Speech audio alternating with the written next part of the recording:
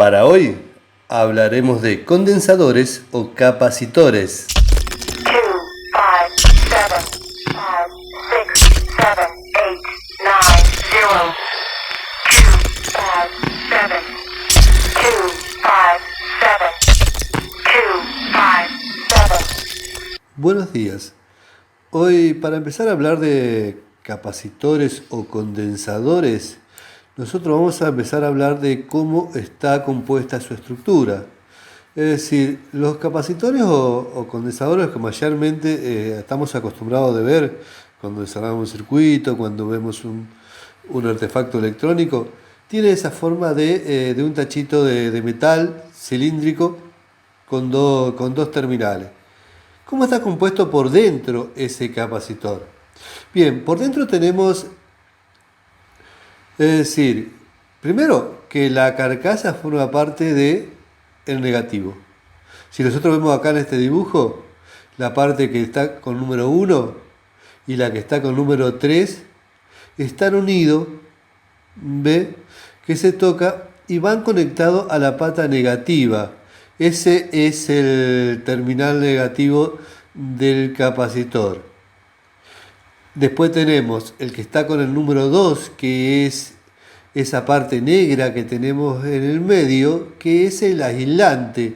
En este caso es aislante, es una película de óxido de aluminio, pero puede ser de distintos materiales, inclusive de agua o de distintos materiales que sean aislantes, que interfiera entre esa capa negativa, esa placa, y la placa que está en el medio, que es la placa positiva.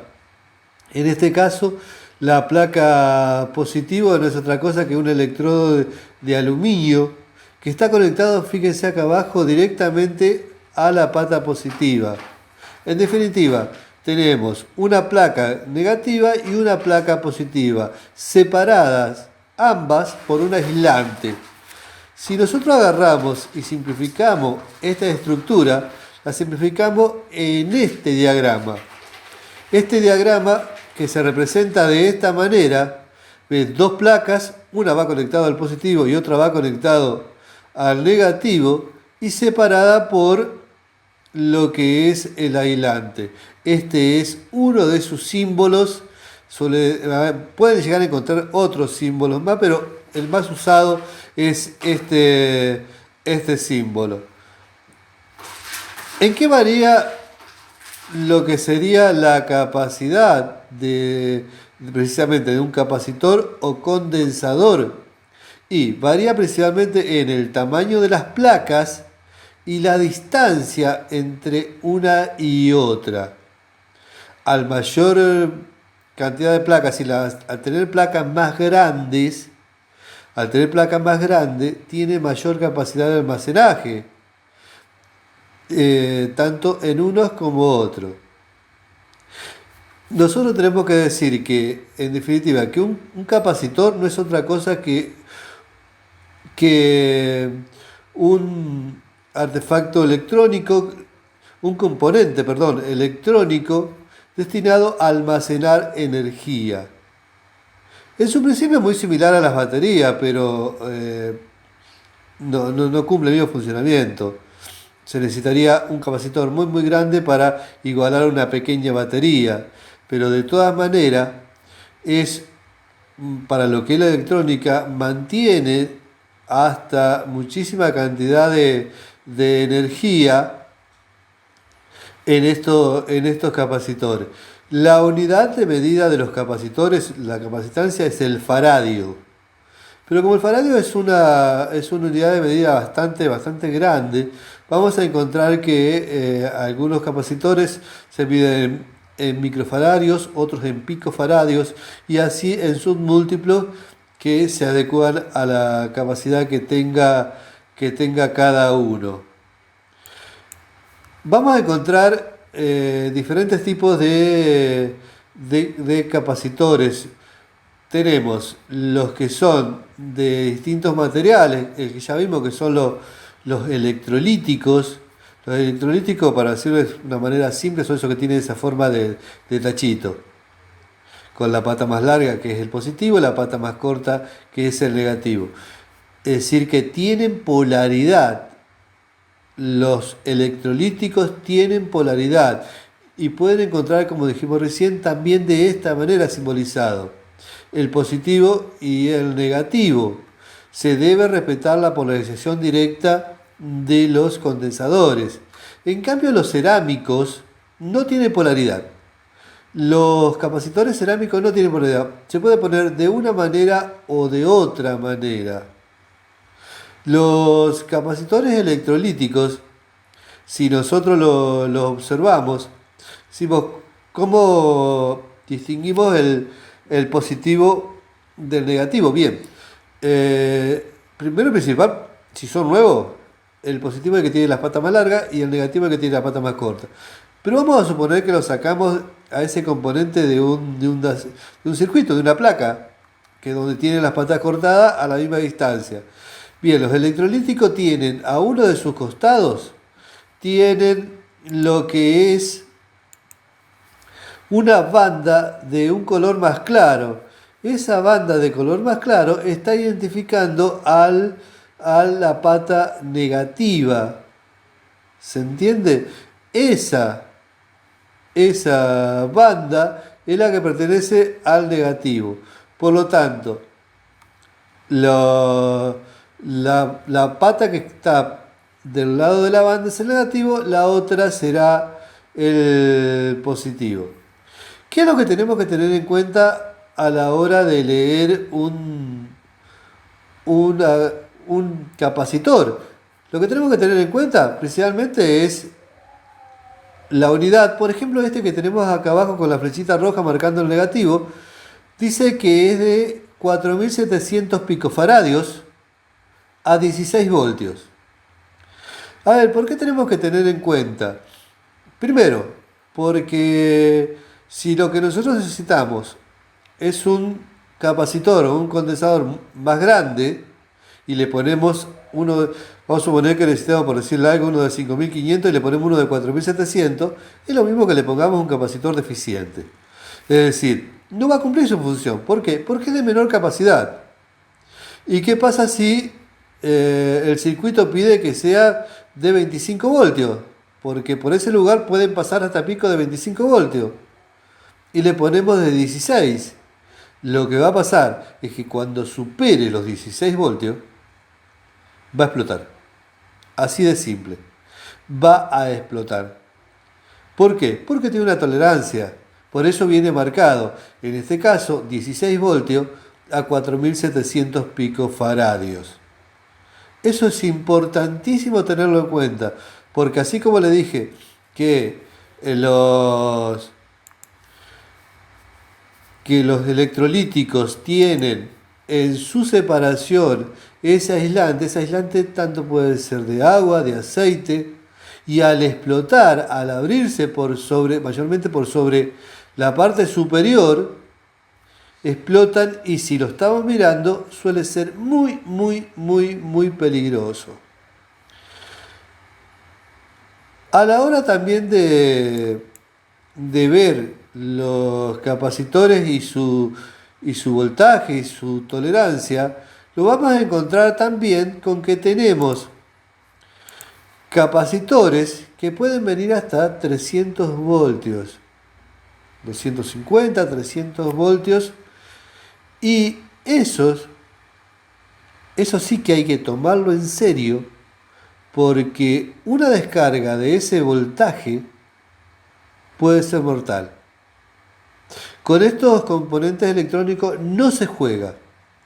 Por eso es que tenemos que ver cuáles son las unidades de medida y el voltaje que tiene o que puede cargar ese capacitor. Un capacitor que cargue 250 voltios se descarga muy rápidamente y puede provocar un shock que puede costarle la vida. Es así de claro. Los capacitores, cuando se empiezan a cargar, las placas se ponen todas positivas y todas negativas. ¿Por qué se ponen de esa manera? Fíjense, primero esas dos placas están cargadas con un número de electrones. Si nosotros a esas placas las sometemos a una carga, por ejemplo, la carga A empieza a perder electrones que los va ganando la placa B. Obviamente la placa B tiene que ceder los protones y quedan separados, cargadas. Entonces, de esa manera, la placa A se vuelve positiva y la placa B se vuelve negativa. ¿Y por qué no se descargan cuando lo desconectamos? Porque se sienten atraídos entre uno y otro, se sienten atraídos, por eso es que se mantienen en ese mismo lugar. Nosotros si ese capacitor, si una fuente tiene, por ejemplo, acá son 4 pilas, son 6 voltios. Si esa fuente tiene 6 voltios, cuando el capacitor esté cargado, va a tener 6 voltios. El voltaje del capacitor va a ser igual al voltaje de la fuente. Por eso es que si la fuente es superior a lo que resiste o que contiene el capacitor, pueden llegar a explotar. Por eso, si la fuente, por ejemplo, es de 6 voltios, el capacitor debe ser de 6 voltios o más para no tener consecuencias. Entonces, ¿cómo se podría o cómo podríamos ver nosotros de cómo está cargado? Y en principio nosotros podemos ver en este pequeño circuito, nosotros acá tenemos una fuente de 5 voltios, que acá tenemos un voltímetro midiendo y vemos que tiene 5 voltios. Tenemos un capacitor de 100 picofaradios y un LED. Si nosotros agarramos y cerramos el circuito hacia el lado del capacitor, vemos que el capacitor se carga y en una forma muy rápida llegamos a los 5 voltios. 5 voltios la fuente, 5 voltios el capacitor. Ahora, ¿qué pasa si lo desconectamos de la fuente? El capacitor sigue manteniendo los 5 voltios. 5 voltios la fuente, 5 voltios el capacitor. Ahora, ¿la va a mantener siempre? No, la va a mantener por un tiempo. ¿Qué tiempo? Primero, hasta que el circuito se la pida o hasta que se descargue por pérdida normal. Fíjese que si nosotros a este capacitor que tiene 5 voltios le conectamos un LED, ese LED por un instante se va a alumbrar, pero fíjese cómo va perdiendo el voltaje rápidamente, de 5 voltios, 1, 7, y ahí empieza a bajar. Al principio cargó, fíjese que al cargar, apenas yo lo cambio, el LED se va a encender fuerte, pero automáticamente baja porque baja el voltaje de la carga del capacitor. ¿Está? Bien. De esa manera funciona lo que es el capacitor. Ahora nosotros podemos ver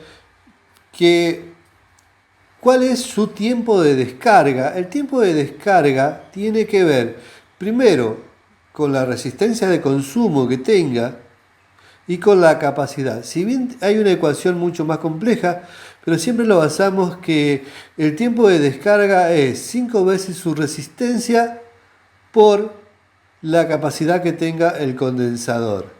Si nosotros sacamos esa cuenta, nos va a dar el pico de descarga, el tiempo de descarga que va a tener. Porque así es como se carga muy rápidamente, también se descarga muy rápidamente. ¿Todos se descargan iguales? No. Pero podemos variar el tipo de descarga calculando más o menos 5 veces la resistencia por su capacidad. Y en base a eso podemos tener el tiempo de descarga. Si es más chico, el tiempo de descarga será menor. Si es más grande, el tiempo de descarga y se irá prolongando. Desde ya, muchísimas gracias y los esperamos en el próximo video.